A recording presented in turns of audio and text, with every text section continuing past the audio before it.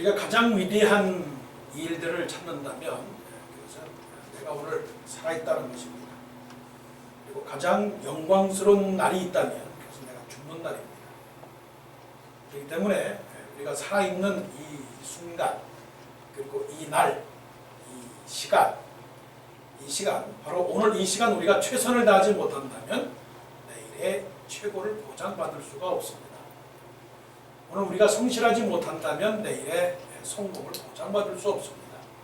또한 오늘 기뻐하지 않는다면 또 내일의 행복은 당연히 있을 수 없습니다. 그리고 또한 오늘 믿음을 갖지 않는다면 내일 천국 갈 수 없습니다. 그러기에 오늘 이 순간, 이날, 바로 이 시간은 가장 즐겁고 행복하고 기쁘고 반갑고 영광스러운 정말 잔치 중에 귀한 잔치입니다. 눈이 동그랗게 살아있고 내 코가 숨을 쉬고 있고 또 내 발이 움직이는 대로 걸어갈 수 있다고 하는 이것이야말로 가장 평범한 중에 가장 귀한 축복입니다. 우리는 살아가면서 여러 가지 어려운 일을 만납니다. 어려운 일도 또한 가벼운 일들도 결국은 우리의 삶은 헤쳐가야 됩니다. 어려울 때 어떻게 해야 될까? 힘든 일을 만날 때 어떻게 해야 될까? 사람들은 이런 일을 당할 때마다 요령을 피웁니다. 요리조리 머리를 굴리면서 어떻게 하면 이 방법을 취할까 저 방법을 취할까 합니다. 그러나 믿음의 사람들은 요령을 부리지 않고 성령을 따라 살아갑니다. 내 마음대로 내 생각대로 의지하는 것이 아니고 하나님께서 원하는 바가 무엇이냐, 지금 이 순간, 지금 이 시간에, 지금 이 날에, 지금 이 주간에, 지금 내 인생에 하나님께서 원하시는 것이 무엇이냐 하는 것입니다. 호사다마라고 하는 것이 있지 않습니까? 호사다마. 좋은 일이 있을 때 안 좋은 일이 생긴다는 거예요. 출애굽기 14장 전반부에서는 어떤 일이 일어났느냐. 이스라엘 백성들이 총동원을 해서 드디어 애굽에서 탈출하게 됩니다. 엑서더스.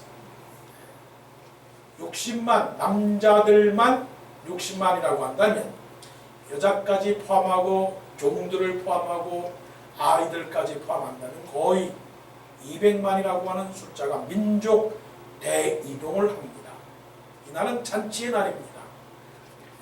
430년 동안 애굽에서 힘들게 벽돌 굽기, 힘들게 농사 짓는 거, 주권도 없고 자유도 없고 권리도 없고 혜택도 없고 그냥 종살이, 아침에 일어나자마자 일을 해야 되고 주는 대로 밥을 먹고 모든 법의 재정권이 없는 그야말로 노예 생활입니다.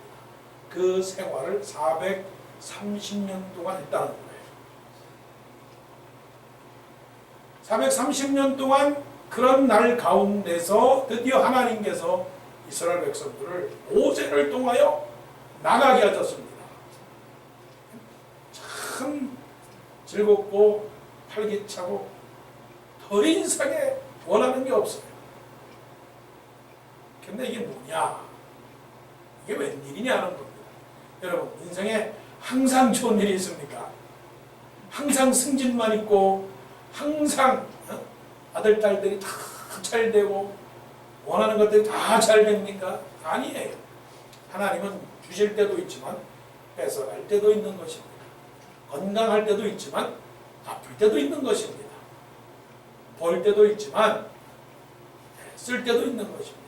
오늘 본문이 어떤 상황을 만났느냐, 하나님은 부지런히 일하시는 하나님이십니다. 가만히 놔두지 않습니다. 430년 동안 고생해서 나간 그 상태를 좀 즐기게 놔두시지, 하나님은 다시 하나님께서 한마디로 말하면 작동을 하셔요. 역사를 하신다는 것입니다. 하나님께서 바로의 마음을 어떻게 했냐면 이게 강팍해 만들었어요. 강팍해. 성경 그 14장 4절을 보게 되면 바로의 마음을 완악하겠다고 했어요. 모세에게 다 네 백성 데리고 나가라. 내가 허락하겠다. 그랬으면 나간 그대로 놔둬야 되는데 바로의 마음을 흔들어 놨어요. 우리 그럴 때 많지 않습니까? 마음을 작정해 놓고서는 마음이 바뀌어질 때를 말하는 거예요. 그래서 어떤 생각이 들었느냐? 지금 이스라엘 백성들은 행진을 해서 지금 홍해 바닷가 바로 앞에 딱 진을 치고 있는데 바로의 마음을 화나게 만들었어요. 감히 이 나라에서 너희들이 나가? 어림없는 소리다. 너희들이 나 바로를 무시했어. 이 나라가 어떤 나라인데 네가 감히 내 세력, 내 관할에서 너희들이 나가서 도망간다고? 그래서 바로의 마음을 하나님께서 흔들어 놓았어요. 여러분, 안 될 때 말입니다. 뭔가 잘 나가다가 안 될 때, 이때는 뭐냐면 하나님이 일하신다 생각을 하죠.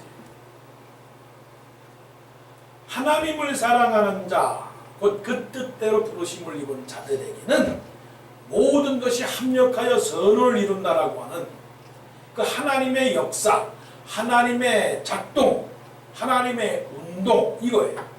그래서 in all things God works for those who love Him, who have been called. 하나님을 사랑하고 하나님의 부름을 받은 사람들을 위해서 하나님은 지금 일하고 계셔요. 지금도 하나님은 일하고 계세요. 나를 위해서 일하고 계세요. 우리를 위해서 일하고 계세요. 그런데 어떻게 일을 하시느냐? 일단은 볶아냅니다. 콩을 볶듯이 막 물을 끓이듯이 우리를 끌어냅니다. 그럴 때 이스라엘 백성들이 깜짝 놀랐어요. 이게 무슨 일이냐?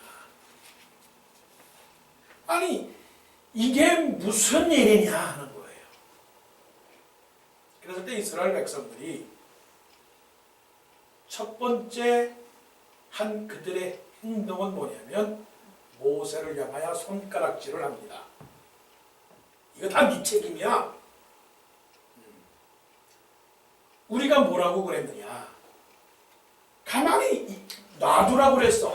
그냥 이 애굽 땅에서 살겠다고 했는데 당신 모세가 우리를 충동질하지 않았냐? 그래서 여기 와서 아니 죽을 데가 없어서 우리가 애굽에서 죽으면 됐지. 아니 지금 이 광야에서 우리를 죽게 만드느냐? 그렇게 원망을 했어요. 그때 모세가 이스라엘 백성들을 향하여 말씀을 합니다. 좀 가만히 있어. Please calm down. Please. Please be quiet and wait for what 하나님께서 당신들을 위해서 일하시고 있으니 지금 당황하지 말고 놀라지 말고 두려워하지도 말고 겁을 내지도 말고 요령 피우지도 말고 목소리도 높이지 말고 제발 좀 가만히 계세요. 이게 오늘 본문의 내용입니다. 가만히 계시라는 말은 원망하지 말라는 겁니다. 원망하지 말라. 왜 원망하지 말아야 되느냐 하는 그 이유는 그것입니다. 하나님이 함께 하시기 때문에 그렇습니다. 본문 말씀을 보세요. 13절 이거 말씀을 보셔야 됩니다. 모세가 백성에게 이르되 너희는 두려워하지 말고 가만히 서서 가만히 서서라고 하는 것은 가만히라고 하는 것은 그냥 아무것도 하지 말고 가만히 있으라는 그런 태도가 아니고 stand firm이에요. 무슨 말씀인지 아시죠? 흔들리지 말라는 얘기. 흔들리지 말라. 가만히 서서 여호와께서 오늘 너희를 위하여 행하시는 구원을 보라. 오늘 너희가 오늘 본 애굽 사람을 영원히 다시 보지 아니하리라. 14절 여호와께서 누구를 위하여 싸우신다고요? 너희를 위하여 싸우시리니. 너희는 가만히 있을지니라. 가만히 있다는 얘기는 원망하지 말라는 겁니다. 원망하지 말라. 사람과 동물의 차이는 동물은 원망하지 않습니다. 사람은 원망합니다. 이 원망이 왜 생기느냐 하는 겁니다. 불만, 원망은 불만이고 불만은 불평이고 불평은 실망입니다. 그러면 실망이 왜 생기느냐? 불평이 왜 생기느냐? 그 이유를 찾고 찾아가면 결국은 욕심 때문에 그렇습니다. 욕심. 내가 기대하고자 하는 그 기대감, 내가 갖고자 하고 하는 그 수준, 내가 원하고자 하는 길, 내가 취하고자 하는 대상, 이런 것들이 지금 부족하기 때문에 내 마음이 편치가 않는 겁니다.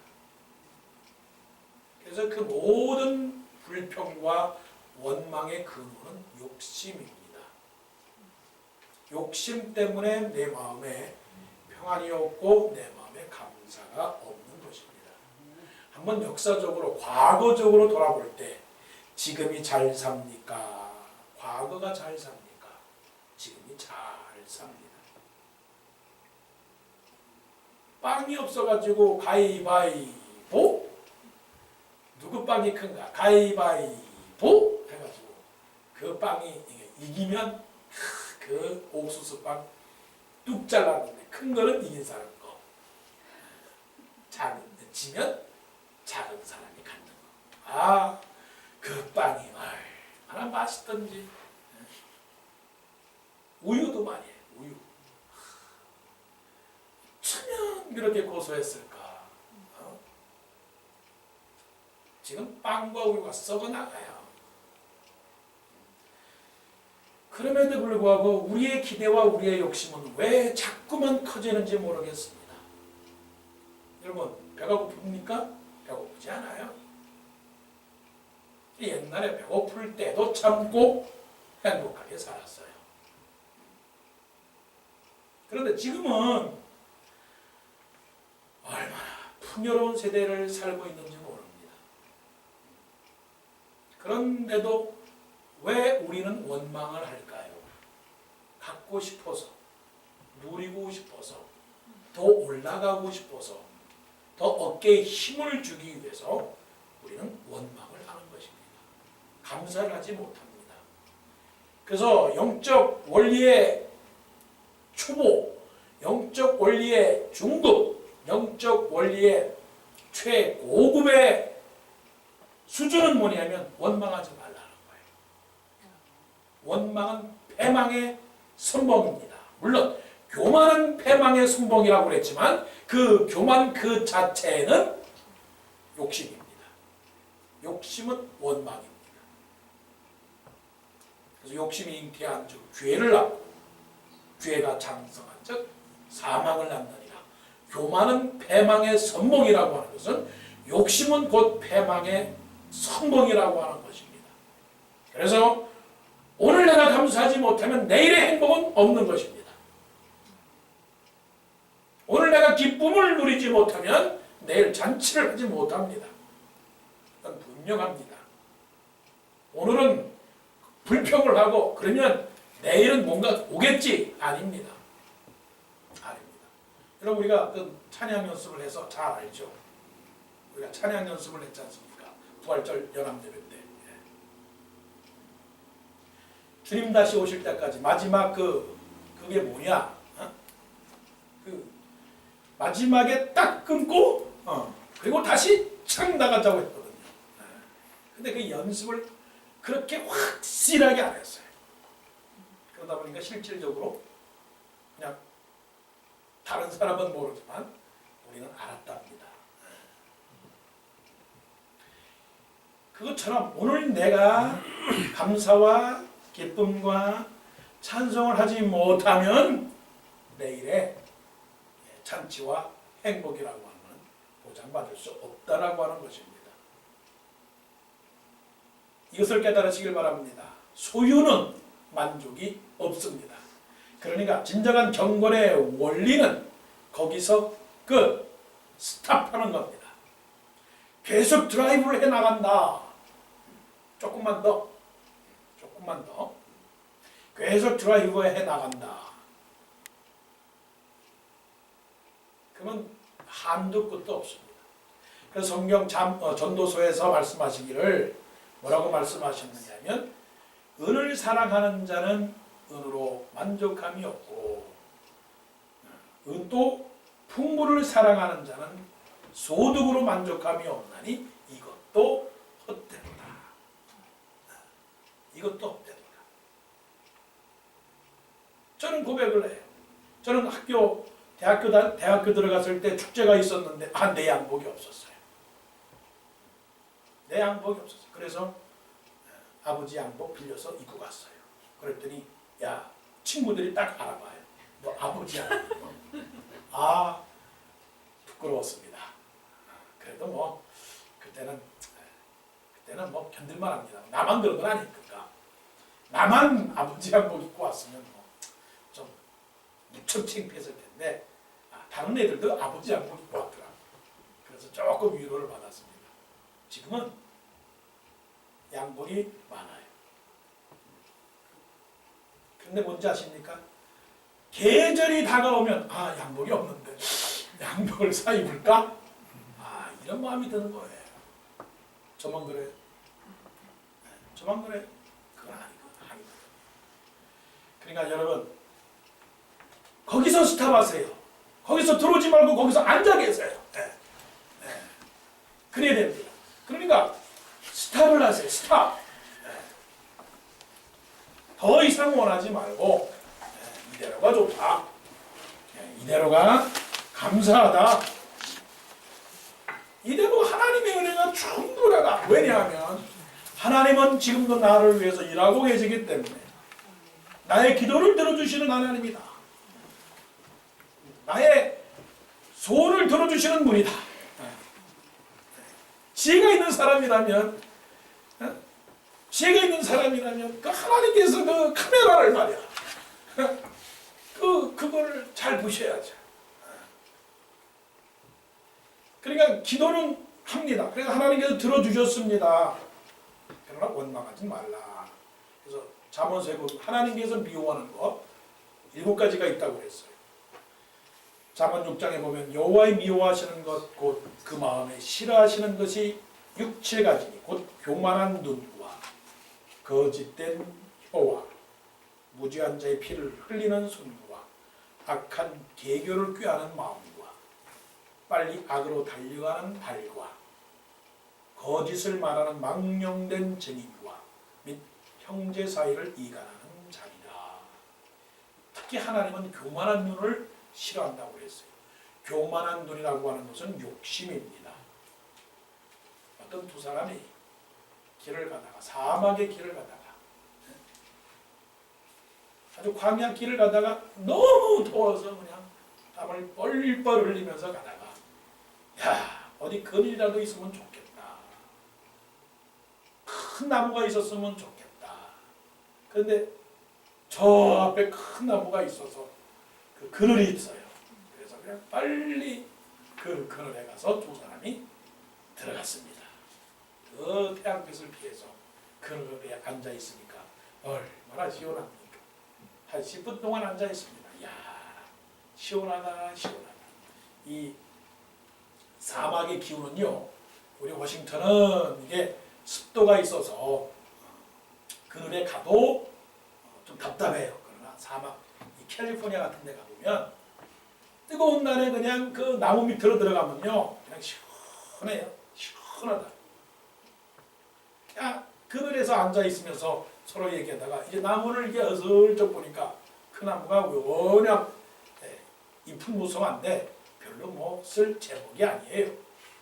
그러니까 그 한 사람이 그 나무는 참 쓸만한 나무가 되어야지 이런 나무는 별로 쓸모가 없어. 나무가 이렇게 꽂지도 않고 말이야. 나무가 삐뚤비뚤하고 뭐 입만 무성하지 뭐 이거 어디 쓸 재료가 아닌데 이런 나무는 전혀 쓸모가 없어. 옆에 있는 사람이 보니까 아유 참 그렇네. 이 나무 영 형편없네. 이 나무 영 쓸모가 없네. 두 사람이 입을 맞춰서 그래 이 나무 보니까 정말 쓸모없는 나무야. 아, 쓸모없는 나무. 그 나무가 쓸모가 없습니까? 우리 삶에 쓸모없는 것은 아무것도 없습니다. 아들도 필요하고 딸들도 필요하고 딸들도 필요하고 아들도 필요하고 어른도 필요하고 아이도 필요하고 다 필요해요. 네, 모든 것이 합력해서 선을 이루시는 이 하나님의 조화. 일할 때도 필요하고 쉴 때도 필요하고 어느 것 하나 버릴 것이 없어요. 어느 것 하나. 그러니까 원망하지 마세요. 원망할 필요가 없습니다. 그래서 아무것도 염려하지 말고 아무것도 염려하지 말고 오직 너희는 기도와 간구로 너희 구할 것을 어떻게 해요? 감사함으로 하나님께 아뢰라. 감사함으로. 그 감사함으로 하나님께 아뢰란 말에 가로 열고 닫고 불평하지 말고 원망하지 말고 남한테 책임 돌리지 말고 네가 그랬으니 내가 그랬지 않았느냐 그러지 말고 내가 오지 말자고 하지 않았느냐 그런 사람 참 치사해. 더 치사한 사람이 있어. 자기가 그래놓고서 남이 그랬대. 자기가 오자고 해놓고서 나중에 네가 오자고 그러지 않았느냐고. 그런 사람이 있단 말이에요. 감사함으로 하나님께 아뢰라. 그래야 모든 지각에 뛰어나신 하나님의 평강이 너희 마음과 생각을 지키시리라. 이 하나님께서 가만히 모세가 이스라엘 백성들을 향하여 가만히 있으라는 말입니다. 그럼 가만히 있으라는 말씀은 뭐냐? 하나님의 말씀에 순종해라 하는 말씀입니다. 자, 이제 이스라엘 백성들이 그렇게 원망을 하고 또 모세를 향하여 그러니까 15절에 이제 하나님께서 이제 팔을 벗고 하나님께서 모세에게 말씀을 하십니다. 모세에게 말씀을 하세요. 자, 상황은 지금 이머전시 상황이 아니고 머전시 상황이에요. 머전시. 머전시 상황 속에서 뭔가 해야 되지 않습니까? 뭔가. 그런 상황 속에서 하나님께서 15절에 말씀을 하세요. 뭐라고 말씀하시느냐? 여호와께서 모세에게 이르시되 너는 어찌하여 내게 부르짖느냐? 이 말씀을 오해하면 기도하지 말라. 그건 아닙니다. 기도하고 나서 해야 할 일을 해야 하는데 뭐냐? 이스라엘 자손에게 명령하여 앞으로 나아가게 하고 지팡이를 들고 바다 위로 내밀어서 지팡이를 들고 바다 위로 내밀어서 그냥 내밀래요. 바다 위로 내밀어서 그것이 갈라지게 하라. 이스라엘 자손이 바다 가운데서 마른 땅으로 행하리라. 이게 지금 현실적으로 가능한 일입니까 이게? 여러분들이 지금 당한 상황이 어떤 상황이든지 간에 여러분들이 가장 필요한 것은 무엇입니까? 사람입니다. 사람이 필요해요. 또 뭐가 필요하느냐? 권력이 필요해요. 권력. 또 뭐가 필요하느냐? 물질이 필요해요. 우리 사람들이 살아가는 가운데 세 가지가 꼭 필요해요. 이 세 가지만 있으면 돼요. 그러면 뭐 그렇게 어려운 일 없습니다. 사람, 똑똑한 사람, 훌륭한 사람, 재주 있는 사람, 그리고 모든 권력을 갖고 있는 사람, 또 재물이 있는 사람, 요 정도 이런 것만 갖고 있으면 어느 정도 해결이 됩니다.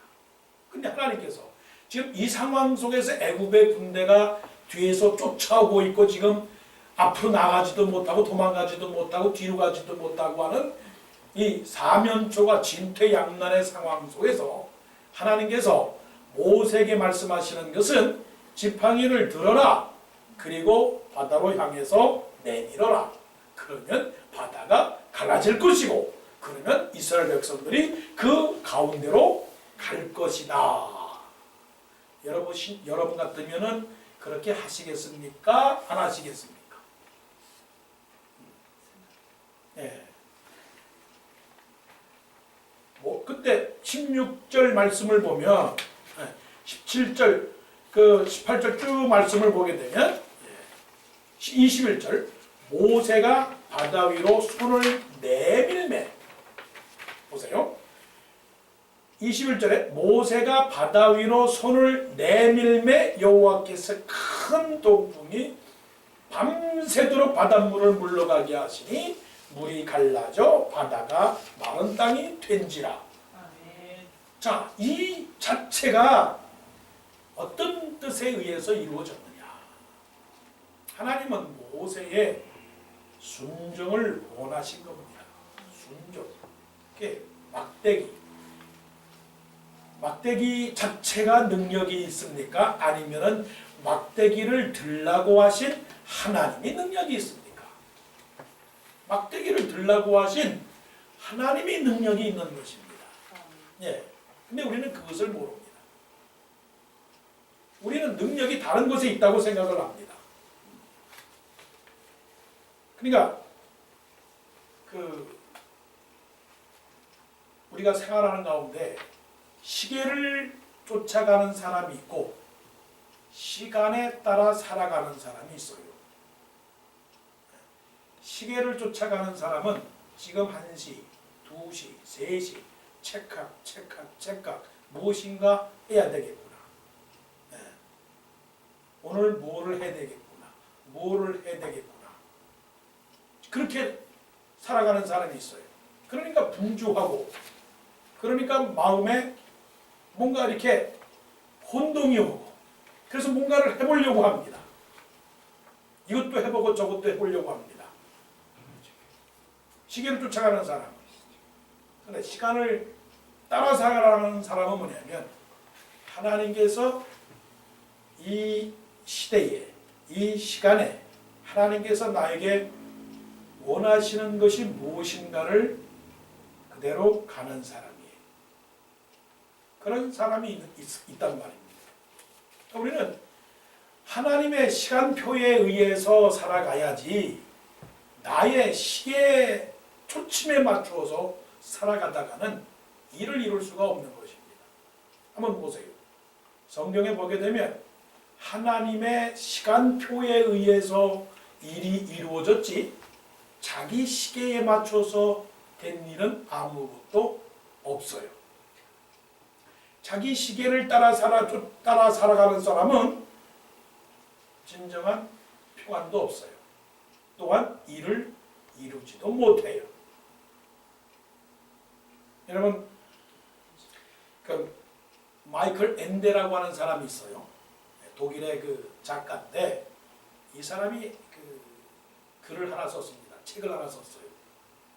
그 책의 내용이 이런 것입니다. 어느 동네에 어느 마을에 사람들이 살고 있었는데 사람들이 너무나 바삐 움직이고 다닙니다.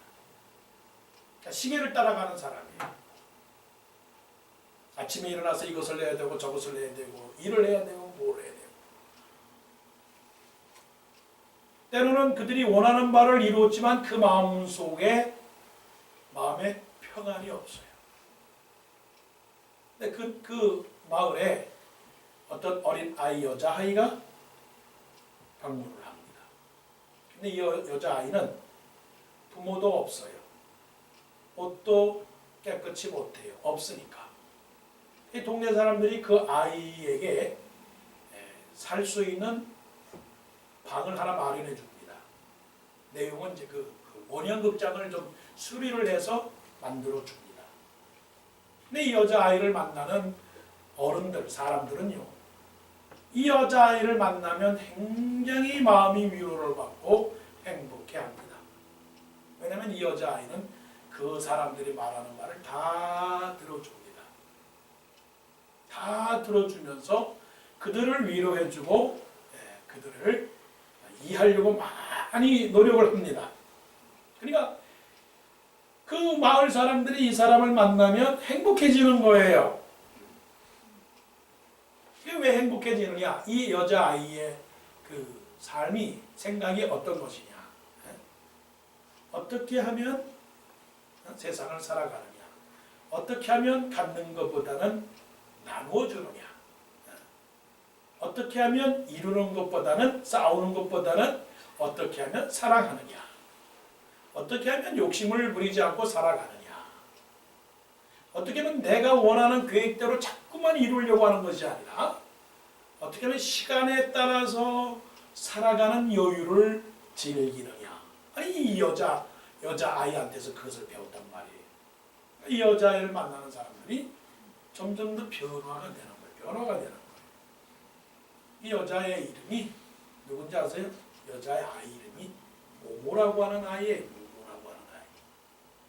그래서 1978년인가 하여튼 79년도에 노래가 나왔어요. 그 노래의 제목이 뭐냐면 모모라고 하는 노래예요. 사람들이 보기에는 이 모모가 별 볼일 없고 보잘것 없고 아무 능력도 없는 사람이지만 이 사람이 시계를 쫓아 살아가는 그런 세상 사람들과 다르게 시간을 따라서 살아가는 지혜를 얻은 그런 사람이에요. 그래서 노래가 있잖아요. 모모는 철부지, 모모는 무지개, 모모는 생을 쫓아가는 시계바늘이라. 모모는 방랑자, 모모는 외로운 그림자, 너무 기뻐서 박수를 치듯이 날개짓하며. 그런 노래가 있다 하는 거예요. 이게 무슨 말씀을 드리려고 하느냐면 자기 방법대로 이것저것 다 해보고 하나님의 방법이 아닌 것은 실패다 하는 것입니다. 하나님께서 모세에게 그 상황 속에서 모세에게 원한 것은 하나님의 방법인 그 시시한 지팡이를 들라고 모세에게 명령을 했을 때 모모가 하나님을 향하여 이 방법은 시시한 방법입니다. 이 방법으로서는 할 수가 없습니다. 이것은 내가 생각했던 길이 아니고 내가 생각했던 인생이 아니고 내가 생각했던 꿈이 아니고 내가 생각했던 삶의 현장이 아닙니다. 그렇기 때문에 나는 이 환경을 탈피해야 됩니다. 나는 더 큰 것을 원합니다. 나는 더 아름다운 것을 원합니다. 너는 더 훌륭한 것을 원합니다. 그랬다면 하나님의 기적은 일어나지 않았을 거예요. 아브라함이요 75세 때 하나님께서 나타나셔서 내가 너에게 아들을 줄 테니까 지금은 아들이 없지만 아들을 통해서 네 자손이 하늘의 별처럼 바다의 모래처럼 많아지리라. 75세에 그것을 약속하셨어요. 그러면 어떻게 해야 되느냐? 주실 줄로 믿습니다. 그렇게 기다려야지. 10년을 기다리고 85세에 아니 약속하신 그 하나님 아들이 주지 않는다면 뭔가를 해야지. 내 방법대로 뭔가를 해야지.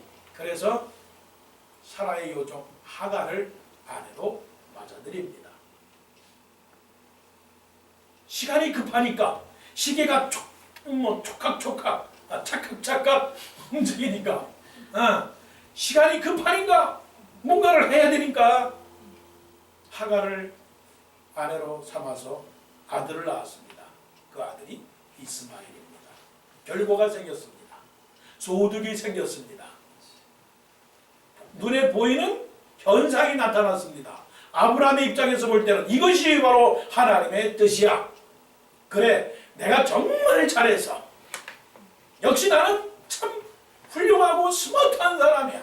나는 분명히 하나님께서 주신다라고 하는 약속을 지켰어. 이게 바로 하나님이 주신 축복이야 라고 말하지만 하나님께서 말씀하시는 것은 아니, 그 아들이 아니야. 내가 가지고 있는 환경과 내가 가지고 있는 모든 것이 나 스스로 생각하기를 이것이 하나님의 축복이야. 왜냐하면 내가 내 방법대로 만들었던 거니까. 그렇게 말하지만 하나님이 보실 때는 아니야. 하나님의 방법은 따로 있는 것이죠. 그래서 사라가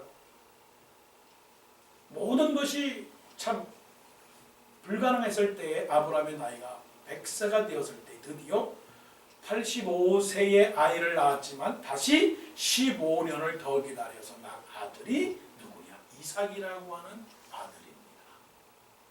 그러니까 순종이라고 하는 아브라함 뿐입니까? 야곱도 마찬가지입니다. 자기 나름대로 머리를 씁니다. 그래서 형 배고픈 에서에게 팥죽 한 그릇을 주면서 요령을 피웁니다. 형, 내가 팥죽 한 그릇을 줄 테니까 팥죽 한 그릇을 줄 테니까 장자권을 나한테 팔아. 그래서 팔아서 야곱이 아버지 이삭으로부터 축복을 다 받았습니다. 바다나라 외삼촌 라반의 집에서 살고 있는 20년의 시간은요, 마음속에 커다란 짐을 가지고 살아갑니다. 내가 잘못했구나. 내가 욕심을 가졌구나. 평안이 없었어요. 물질의 풍요를 누리고 있었지만 마음의 풍요는 누리질 못했단 말이에요.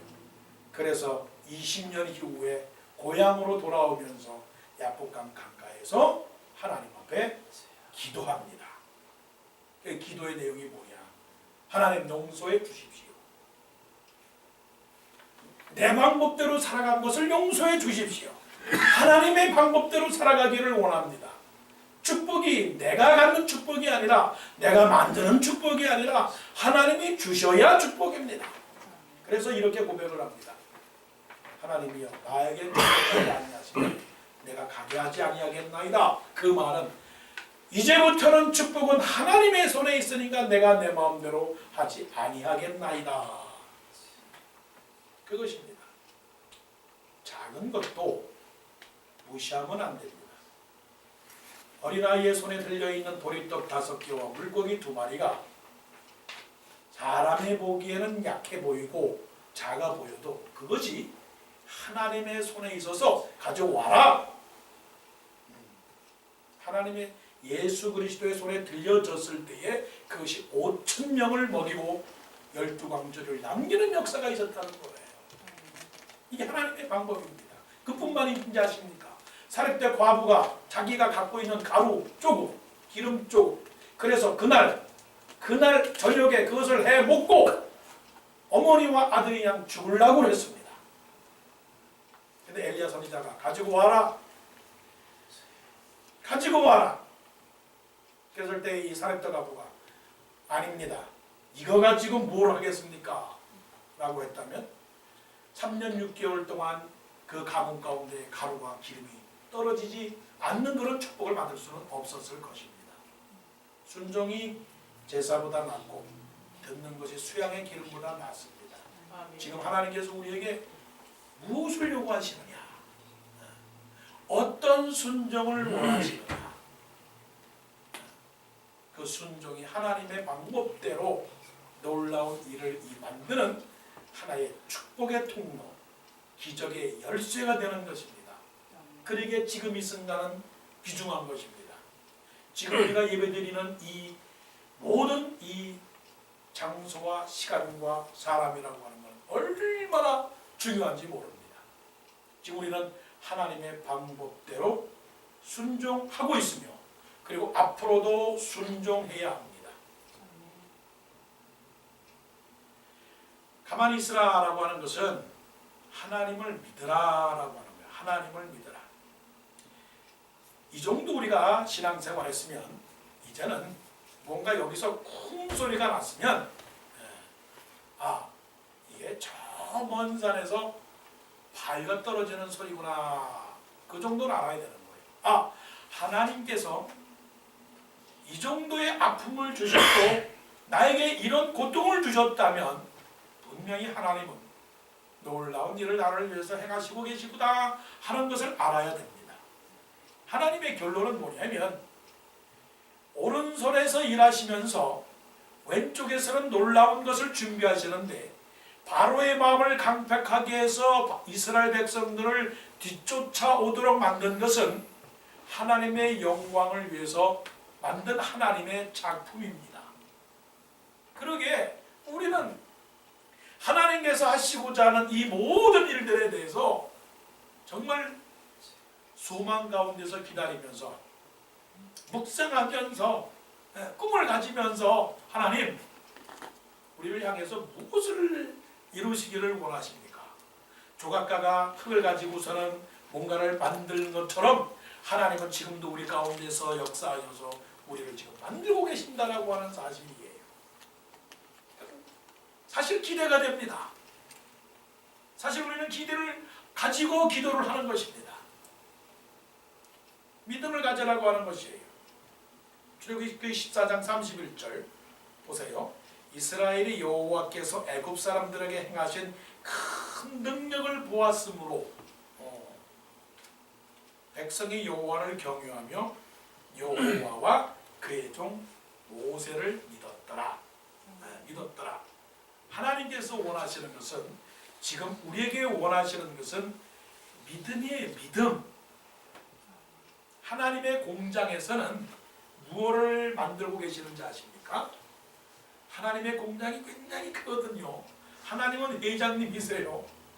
세계적으로 대기업을 거느리고 계시는데 그 중에 하나님께서 만드시는 작품 하나, 물건은 믿음이라고 하는 물건입니다.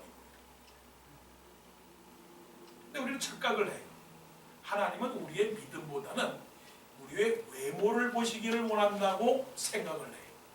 그래서 머리에 기름을 발라요.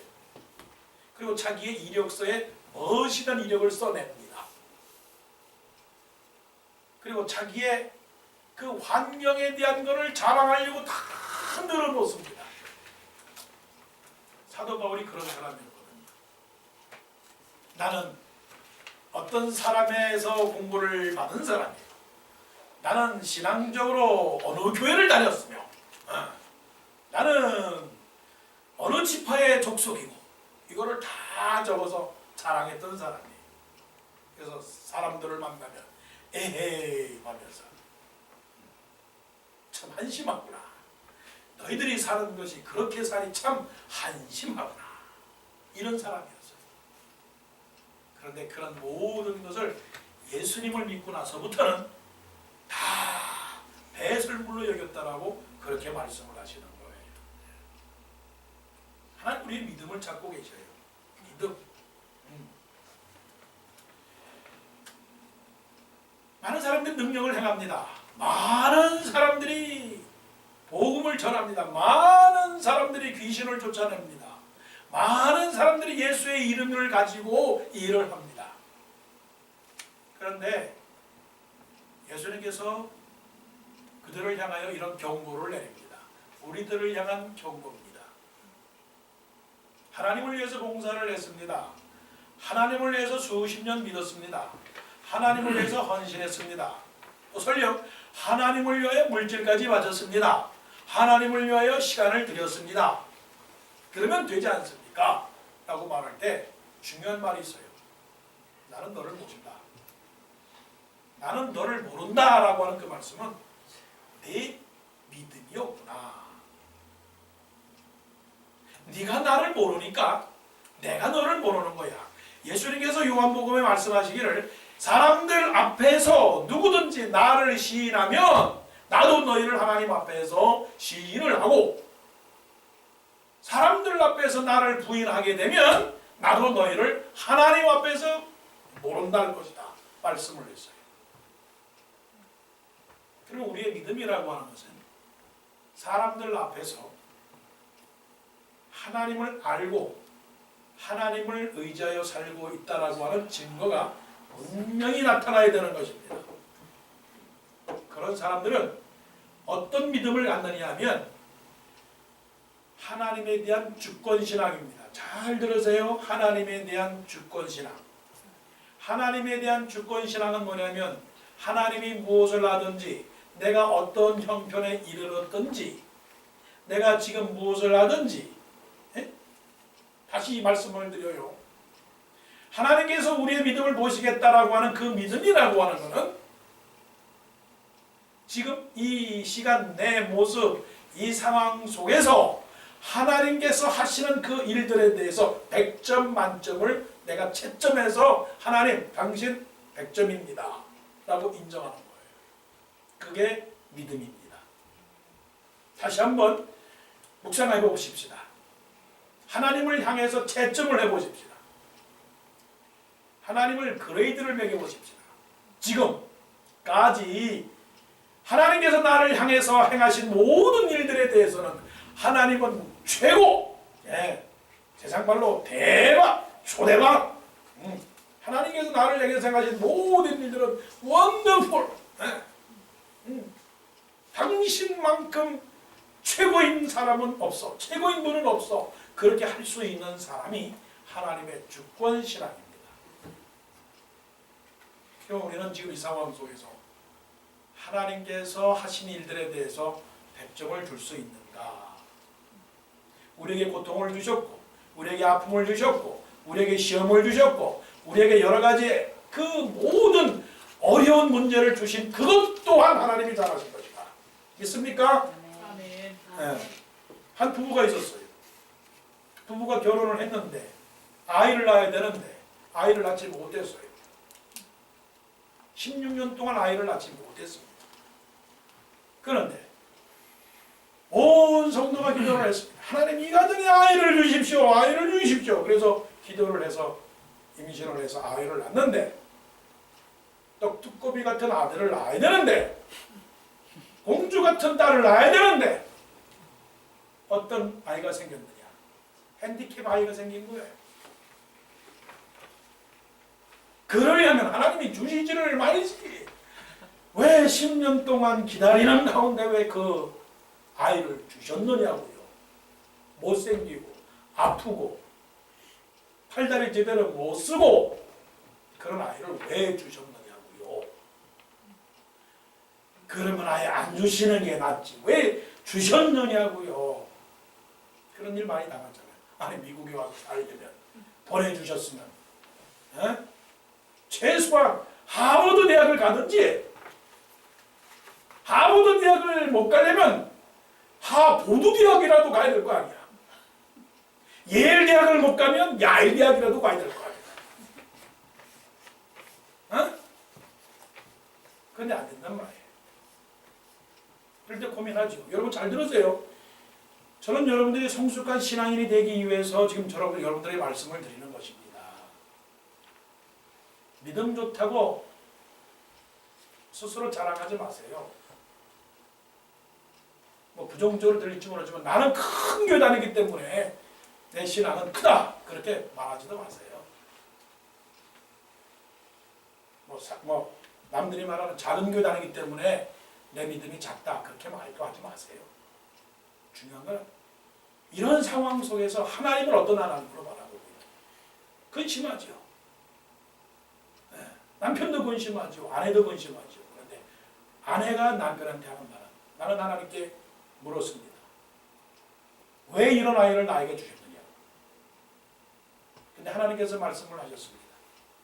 이 세상 모든 천지에 이 아이를 어느 가정에 보낼까 생각하다가 우리 가정에 네 가정에 주셨다 말씀하셨어요. 이 아이를 하나님께서 우리 가정으로 보내셨습니다. 그걸 인정하세요? 이 모든 삶은 하나님이 나에게 감당하도록 축복해 주시려고 주셨구나 하는 이 믿음으로 살아가신다면 우리는 원망하지 않습니다. 우리는 작은 일에도 순종합니다. 그리고 그 하나님이 하시는 일을 100점 만점이라고 믿습니다. 그렇다면 우리의 인생이라고 하는 것은